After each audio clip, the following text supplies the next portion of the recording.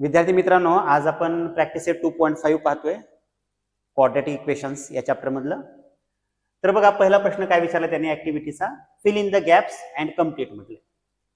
Quadratic equation x² + bx + c = 0 हे दिलंय आणि त्यांनी त्या वर्ग समीकरणामध्ये b² - 4ac ची जी व्हॅल्यू आहे, किंमत आहे, ती त्यांनी 5 घेतले, नंतर -5 घेतले. तर आपल्याला काय विचारलंय, नेचर ऑफ रूट सांगा म्हटलंय. म्हणजे ह्या रिकाम्या जागा भरायच्यात आणि हे ऍक्टिव्हिटी पूर्ण करायचे आपल्याला. ठीक आहे. आता बघा, पाठीमाग आपण पाहिले की वर्ग समीकरणाच्या मुळांचं स्वरूप हे b² - 4ac च्या किमतीवरून ठरतं, बरोबर. आता b² - 4ac च्या किमतीला, त्या व्हॅल्यूला म्हणतात डिस्क्रिमिनंट. काय म्हणतात त्याला? डिस्क्रिमिनंट. आणि ते डेल्टा या चिन्हाने दाखवतात, हे आपण नंतर पाहूयाच. ठीक आहे. तर जर समजा त्या तीन कंडिशन्स आहेत, जर b² - 4ac ची जर व्हॅल्यू जर 0 पेक्षा जर मोठी असेल, म्हणजे पॉझिटिव्ह नंबर असेल, तर त्या क्वाड्रॅटिक इक्वेशनचे जे रूट्स असतात ते रिअल अँड अनइक्वल असतात. रिअल अँड अनइक्वल म्हणजे काय? त्या संख्या ज्या असतात रूट्स, त्या वास्तव संख्या तर असतात आणि त्या भिन्न असतात, असमान असतात. असमान म्हणजे भिन्न म्हणूयात, एक वेगळी आणि दुसरी पण वेगळी. तर आपण असं लिहू शकतो ना या ठिकाणी, नेचर ऑफ रूट्स इथं रिअल अँड अनइक्वल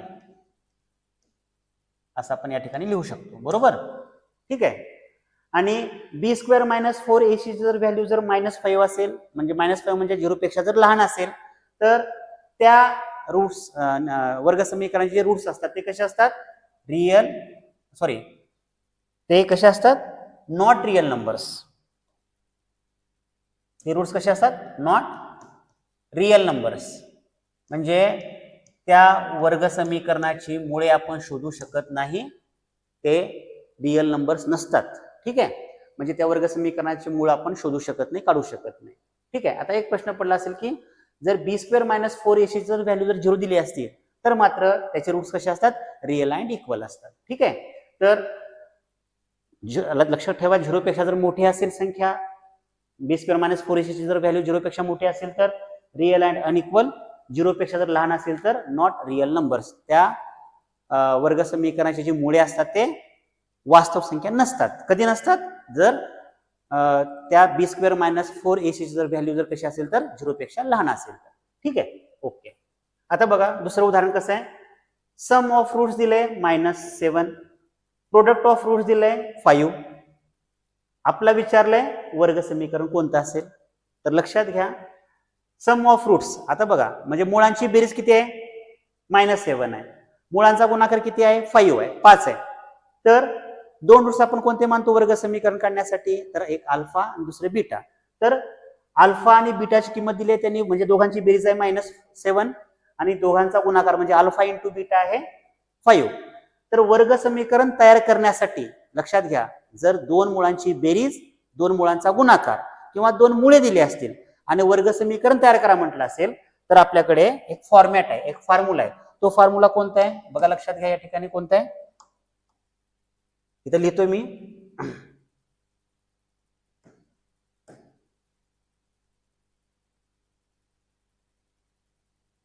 x² किंवा इथे लिहू का? एक मिनिट.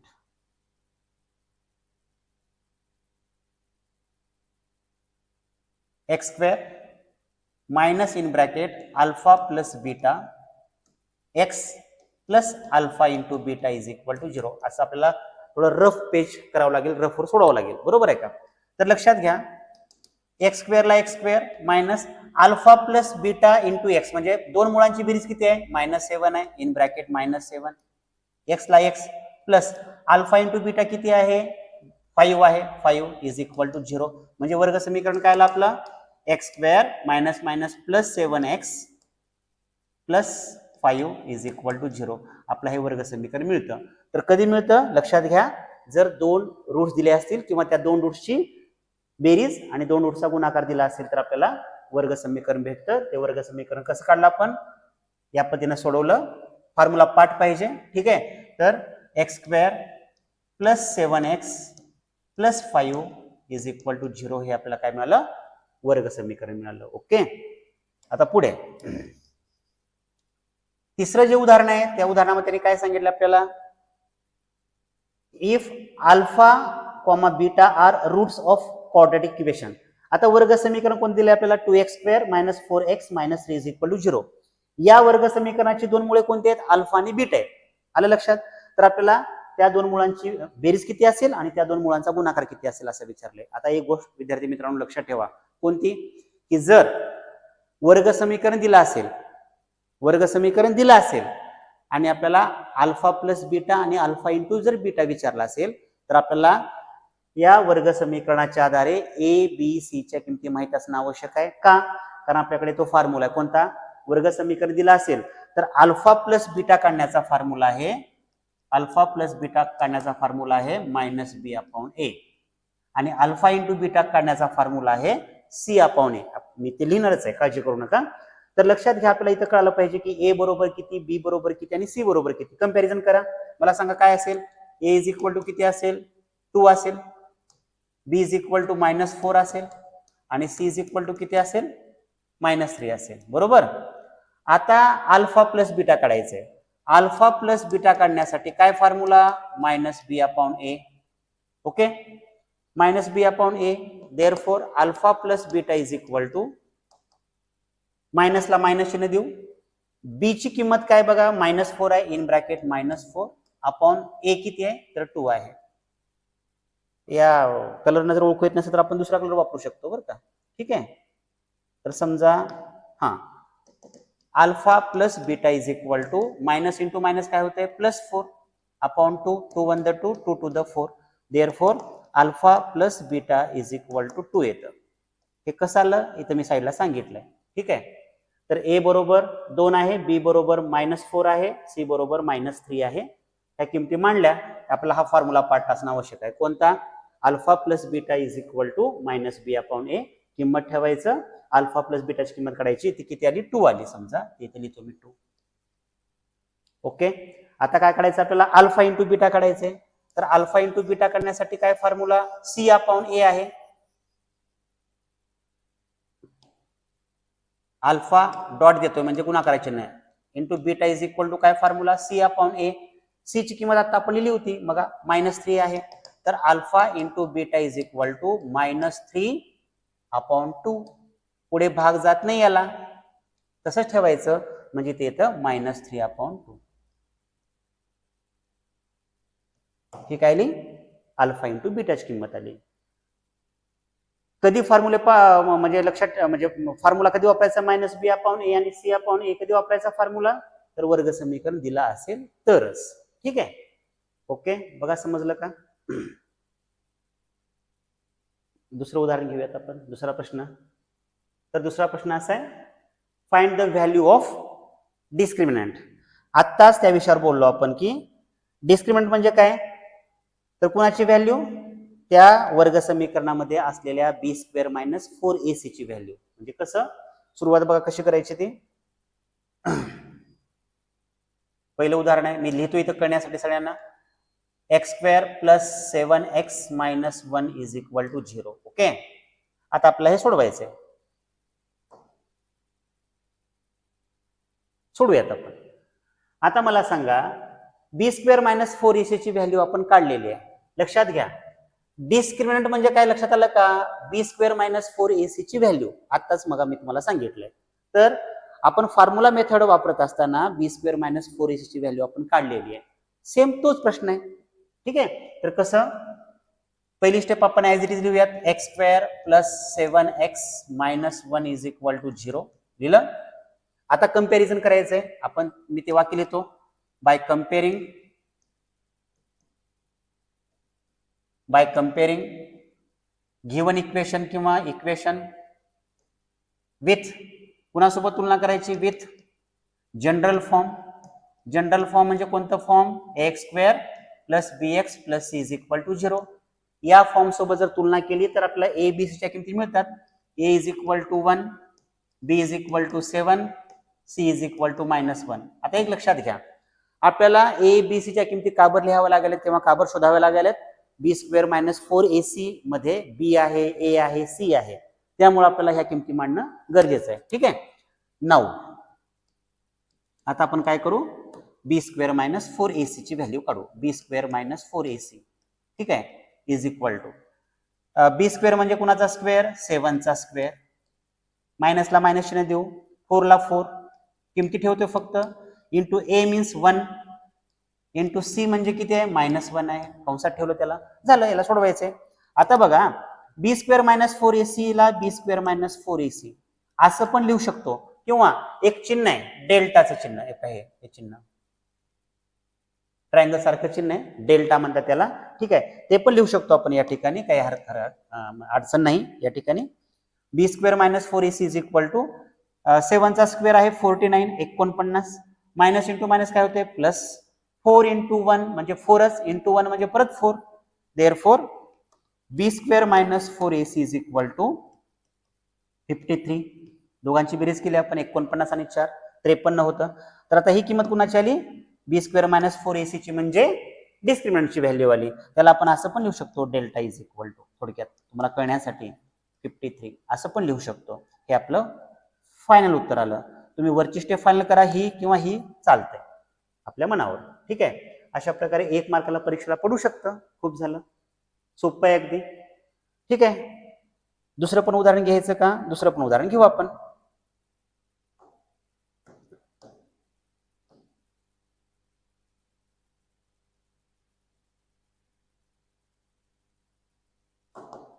आता बघा दुसरं उदाहरण, त्यांनी काय म्हटलंय, 2y² मी लिहितोय, -5y plus 10 is equal to 0, ठीक आहे. आता हे सोडूयात आपण. आता हे वाक्य तर तुम्हाला लिहिता येईल. बरं, पहिली स्टेप आपण ॲज इट इज लिहूयात. काय, 2y² -5y plus 10 is equal to 0, ठीक आहे.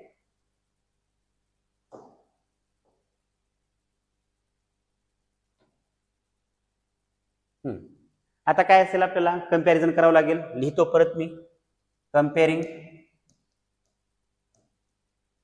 द गिव्हन इक्वेशन किंवा द इक्वेशन, चालतंय, विथ, कुणासोबत तुलना करायचंय, विथ जनरल फॉर्म,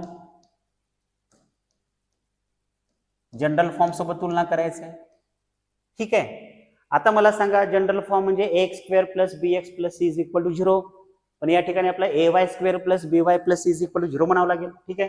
तर a ची किंमत किती असेल, a बरोबर असेल 2, b is equal to -5, c is equal to 10, okay.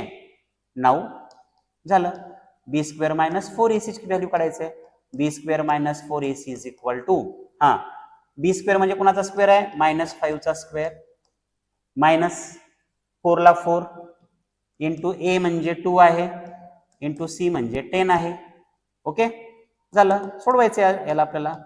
b² minus 4ac is equal to -5चा स्क्वेअर 20, -5चा स्क्वेअर प्लस 25च होतो, मायनसला मायनस, या तिघांचा गुणाकार किती येतो, 4चा 2चा गुणाकार 8, 8 आणि गुणिले 10 केले तर 80 येतं. आता बघा, वजाबाकी आहे, बरोबर, करा वजाबाकी. 80 मधून 25 वजा करा, 55 राहतं, मोठ्या संख्येचे चिन्ह घ्या, -55. ही कुणाची किंमत आली, b² मायनस 4ac ची, म्हणजेच डिस्क्रिमिनंटची आली, म्हणजेच डेल्टाची आली. डेल्टा म्हणजे हे चिन्ह तुम्ही लिहू शकतात पुढे, ठीक आहे. अशा प्रकारे हे दोन उदाहरणं तुमच्या डोळ्यासमोर आहेत. तिसरं पण उदाहरण थोडं वेगळं आहे, ते लगेच घेऊयात आपण. हे बघा, सर्वांना समजलं का बघा, ठीक आहे. इथं काय करतो मी, तिसरं उदाहरण याच ठिकाणी घेतो, इरेज करू ना, म्हणजे लक्षात येईल तुम्हाला. बघा, थोडा आपण वेळ वाचू वाटल्यास आपण, ठीक आहे.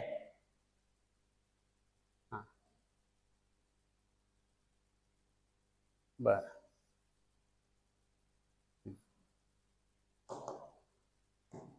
बघा, तिसरं उदाहरण थोडं वेगळं आहे, लक्ष द्या.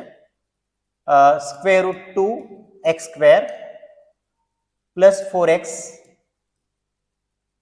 Plus 2√2 is equal to 0, right. हे लिहिलं समीकरण जशा तसं, म्हणजे ॲज इट इज लिहिलं. बघा, √2x² plus 4x plus 2√2 is equal to 0, okay. आता आपण काय करणार, पहिल्यांदा कंपॅरिझन करणार. जनरल फॉर्म मध्ये आहे ऑलरेडी. कंपॅरिझन केल्यानंतर बघा हेच वाक्य आपण कंटिन्यू करणार आहोत. बरोबर. ए ची किंमत किती असेल हो, स्क्वेअर रूट 2 असेल. बी किती आहे, 4 आहे. सी किती आहे, 2 स्क्वेअर रूट 2 आहे. ओके, किती सोपं आहे बघा. झालं. फक्त आता काय करता आलं पाहिजे, कॅल्क्युलेशन करता आलं पाहिजे. वर्गमुळातल्या संख्येतून घाबरून जायचं नाही. ओके. नाऊ हा शब्द लिहा न लिहा चालतंय, नाऊ हा शब्द. ठीक आहे. तर B square minus 4ac is equal to, B square म्हणजे कोणाचा स्क्वेअर, 4 चा स्क्वेअर, मायनस 4 इंटू ए म्हणजे आहे स्क्वेअर रूट 2 इंटू सी आहे 2 स्क्वेअर रूट 2. ओके. आता therefore B square minus 4ac is equal to, 4 चा वर्ग असेल 16, 16 मायनसला मायनस. लक्षात घ्या इथं मात्र ह्या 4 संख्याचा गुणाकार. 4 संख्या म्हणजे कोणत्या कोणत्या, 4 स्क्वेअर रूट 2, 2 स्क्वेअर रूट 2. तर काय करायचं, वर्गमुळातल्या बाहेरच्या संख्याचा गुणाकार सेपरेट. 4 दोन्ही किती होते, 8 गुणिले वर्गमुळात 2 गुणिले वर्गमुळात 2, ह्या दोघांचा गुणाकार करावा लागेल आपल्याला. वर्गमुळात 4 होईल, 4चं वर्गमूळ परत 2 निघतं. हे तुम्हाला स्टेप समजली का बघा, नसेल तर मला एक स्टेप वाढवावं लागेल. Square root 2 into square root 2 square root 4, वर्गमुळात 4, 4चं वर्गमूळ 2 निघतं म्हणून डायरेक्ट 2 लिहिलं आपण. आता पदावलीचा नियम या ठिकाणी आपल्याला वापरावा लागेल. नाहीतर काही विद्यार्थी काय करतील, 16 मधून 8 गेले, 8 राहिले असं करतील. नाही, गुणाकार आहे, अगोदर गुणाकार करावा लागेल आपल्याला. ठीक आहे. तर 16 मायनस 8 इंटू 2 16, 16 आणि B square minus 4ac is equal to 16 minus 16 किती तरी 0 येतं. तर अशा प्रकारे आपल्याला हे डेल्टाची किंमत किंवा डिस्क्रिमिनंटची किंमत आपल्याला व्हॅल्यू सापडली, ती म्हणजे 0. बघा समजलं का. इथंच हा कॅल्क्युलेशनचा भाग लक्षात आला पाहिजे बघा. गुणाकार कसा केला तो आणि इथं खाली स्टेप बाय स्टेप कसं सोडवलं ते कळालं पाहिजे. ठीक आहे. अशा प्रकारे आपले हे तिन्ही पण उदाहरणं झाले. ओके. पुढे बघा, व्हिडिओ वगैरे पॉज करून तुम्ही बघू शकतात, थांबवून तुम्ही लिहून घेऊ शकतात, काही असं अडचण नाही.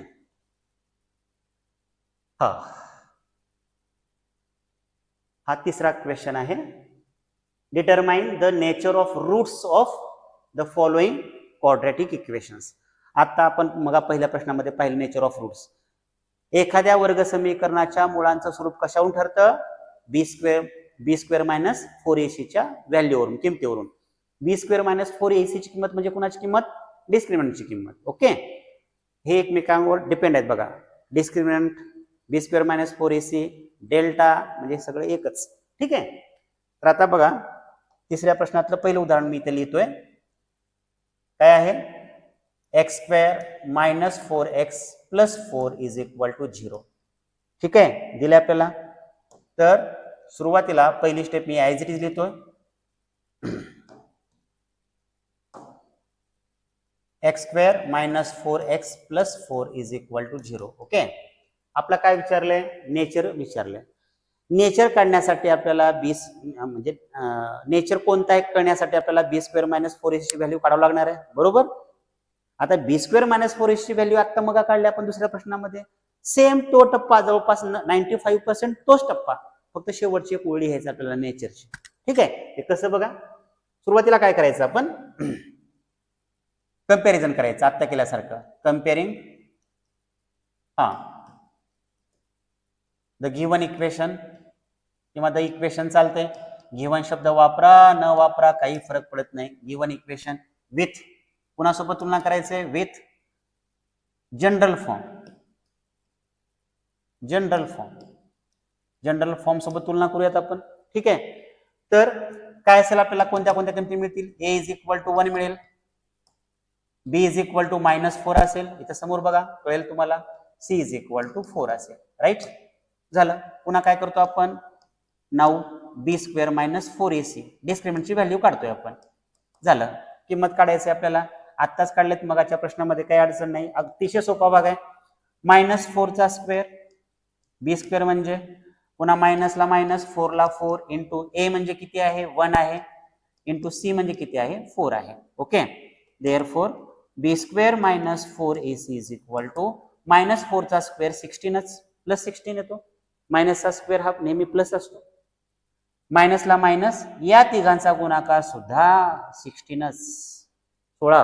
ठीक आहे. बघा गुणाकार करून 4 गुणिले 1 करा 4, 4 गुणिले 4 करा 16. ठीक आहे. तर B square minus 4ac is equal to 0. 16 मधून 16 मायनस करा 0 आला. आता साधी गोष्ट आहे, 0 किंमत आली. मग दुसऱ्या प्रश्नामध्ये आपण असं सोडवलं होतं. आता याच्यावरून आपला काय ठरते, नेचर ठरते. कुणाचं, रूट्सचं.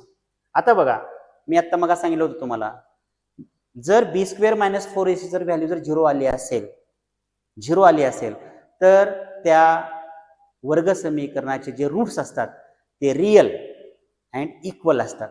रियल अँड इक्वल म्हणजे काय, वास्तव संख्या तर असतात पण समान वास्तव संख्या असतात. म्हणजे लिहायचं कसं, देअरफॉर, वाक्य कसं लिहायचं बघा, हा 95% भाग समजू आपण. ठीक आहे. 5% कोणता भाग, तर ते वाक्य असेल कोणतं, the roots of given quadratic equation are roots, बरं का, आर कसे असतील, रियल अँड इक्वल असतील, समान वास्तव संख्या असतील. विषय संपला. हे दोन शब्द, रियल अँड इक्वल, हे दोन शब्द अतिशय महत्वाचे आहेत. संपलं. 2 मार्कासाठी परीक्षेला पडू शकतो. ठीक आहे. आता बघा दुसरं उदाहरण, सेम असंच आहे, काही अडचण नाही. ठीक आहे. हेच इरेज करतो मी आणि इथं दुसरा प्रश्न घेतो, चालेल. ठीक आहे.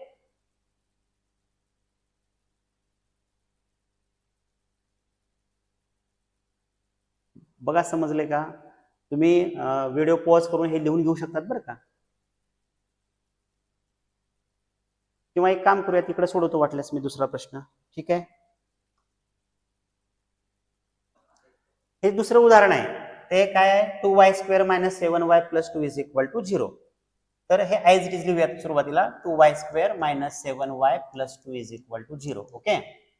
आता या ठिकाणी सुरुवातीला काय करावं लागेल, कंपॅरिझन करून ए बी सी च्या किमती मांडाव्या लागतील. हे तर वाक्य आहे, ते आपण लिहू शकतो ना. काय लिहू शकतो, हे comparing the given equation with general form. ठीक आहे. Therefore A is equal to किती असेल, 2 असेल, बी इज इक्वल टू -7 असेल, सी इज इक्वल टू 2 असेल. ओके. आता पुढची स्टेप काय असेल मग, नाऊ b² - 4ac व्हॅल्यू काढायचं आपल्याला. तर b² - 4ac म्हणजे -7² -4 इंटू, इथं 4 आहे, 4 इंटू a म्हणजे 2 आहे, इंटू सी म्हणजे परत 2 आहे. ठीक आहे. Therefore b² - 4ac is equal to 49, 49 मायनसला मायनस, या तिघांचा गुणाकार किती येतो, 16 येतो. 4 2 8 आणि 8 2 16. ठीक आहे. तर b² - 4ac is equal to, ह्या दोघांची वजाबाकी करा, 49 मधून 16 जर मायनस केलं तर 33 राहतं, 33 राहतं. ठीक आहे. आता बघा, पॉझिटिव्ह आहे किंमत, ही 0 पेक्षा मोठी आहे. खाली फक्त एक स्टेप आपण एक्स्ट्रा लिहायची, कोणती, b² - 4ac ग्रेटर दॅन 0. 0 पेक्षा ही किंमत मोठी आहे, म्हणून हे रूट्स कसे असतील, आता, the roots of given quadratic equation are real and unequal. फक्त काय करायचं, सगळं वाक्य लिहायचं, फक्त रियल अँड अनइक्वल हा शब्द एक्स्ट्रा टाकायचा, रियल अँड अनइक्वल. बस एवढं आपण करू शकतो. आणि जे तिसरं जे उदाहरण आहे, m² + 2m + 9 = 0, ते तुम्ही होमवर्कसाठी घरी करू शकतात. बघा, काही अडचण असेल तर मला विचारू शकतात. जर समजलं असेल तर ठीक, नसेल तर तुम्ही मला कमेंट करून सांगा. लाईक करा, शेअर करा आणि सबस्क्राईब करू शकता. ओके. थँक्यू.